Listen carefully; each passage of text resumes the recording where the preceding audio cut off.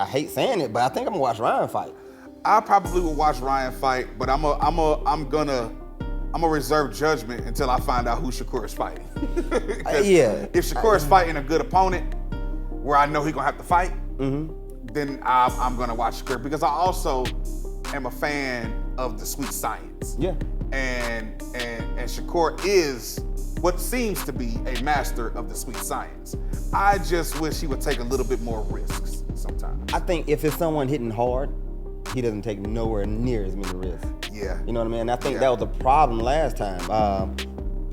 Even if you got one hand bad, you can still do other things with the other hand, especially if you're a counterpunch genius. Right. Like, look what Tank did. Right. With Pitbull Cruz. With Pitbull, right. Hurt his hand, but he was still slipping and making him pay for it. He turned into the Matrix. Right. He would make him pay for all his misses. Right. Shakur wasn't doing it. He was just kind of running around and all that. Yeah, he was running. And the crazy thing about that, and I know we kind of pivoting subjects a little bit when we talk about Shakur, but the thing about it was, I understand if you might have had an injury or whatnot with your hand, but toward the end of the fight, you started letting it go. Yeah. So that tells me you could have let it go sooner. Yeah. You just didn't. Exactly. You were afraid. Exactly. You were afraid to get hit. That would seem and like you were on your bike. That would have seemed like. You know what I mean? And you were afraid of that power. So that tells me if you get in the ring with Tank, who is a better boxer than De Los Santos, all the way around, you're gonna be in big trouble, my right. boy. You know all what I'm saying? around. Like, and it seems like, you know, you're okay fighting a fighter that has some pop, but if they don't have any boxing ability, then you can go ahead and do your thing. But if they got pop and they can box,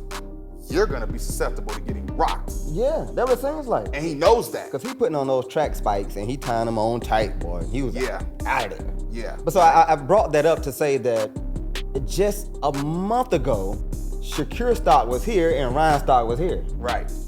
Now all of a sudden, Ryan stock is here and Shakur stock is here. Yeah. Just like that in one fight. One fight changed it all. Another thing that Ryan did to help raise his stock was the pre-fight press conference. Yeah, beefing with De La Hoya and Bernard. Beefing with De La Hoya and Bernard, and it was really hard to argue with anything that he said. It sounded like this kid is turning into a man.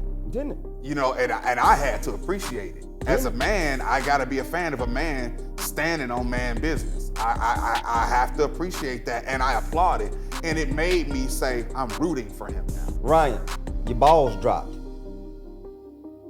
Pause.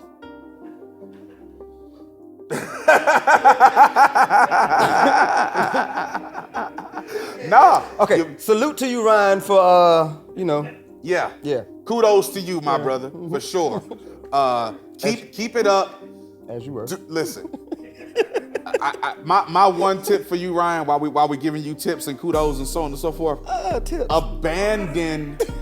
Abandon the shoulder blade roll. We ain't gonna call it the shoulder. This is shoulder blade roll. Shoulder blade roll. That man turned his back in the fight The several cinnamon times. roll. Bruh, the cinnamon roll. Listen, we gonna call it the cinnamon roll. I like it. Yeah, Ryan, abandon the cinnamon roll. Don't ever pull that out of your bag again.